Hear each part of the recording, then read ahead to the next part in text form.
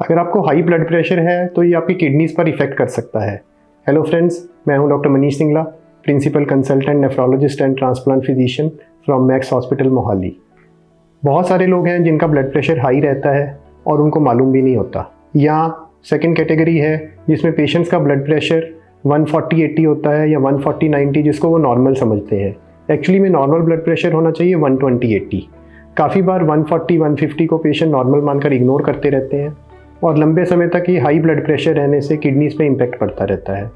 Blood pressure kidney की नसों को और किडनी के टिश्यूज़ को धीरे धीरे डैमेज करता रहता है, जैसे कि एक बहुत स्लो प्रोसेस यानी कि दीमक लगना। तो वो इतनी स्लोली प्रोग्रेस करता है कि पेशेंट्स को पता नहीं चलता। हमारे देश में किडनी के बहुत सारे पेशेंट हैं, उसमें एक लीडिंग कॉज है हाई ब्लड प्रेशर। डायबिटीज़ के बाद ये सबसे कॉमन बीमारी है जो कि किडनी फेलियर पैदा करती है।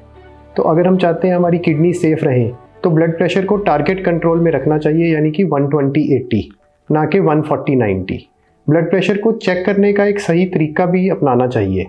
जो ऑफिस ब्लड प्रेशर होता है वो यूजुअली वेरिएबल रहता है, उस पर हमें रिलाई नहीं करना चाहिए। होम ब्लड प्रेशर कंपैरेटिवली ज़्यादा एक्यूरेट माना जाता है और अगर मल्टीपल रीडिंग्स हों तो उसकी एक्यूरेसी और अच्छी हो जाती है। तो रेगुलरली घर पे ब्लड प्रेशर चेक करना और उसकी एवरेज, ये बिल्कुल एक्यूरेट ब्लड प्रेशर बताता है और उसका टारगेट जैसे हमने डिस्कस किया 120/80 रखना चाहिए। इसके लिए कुछ टिप्स हैं, जैसे कि डाइट में सॉल्ट कम लेना, प्रोटीन की मात्रा कम लेना, स्ट्रेस, कैफ़ीन, ऐसे कुछ प्रोडक्ट्स हैं जो ब्लड प्रेशर बढ़ाते हैं।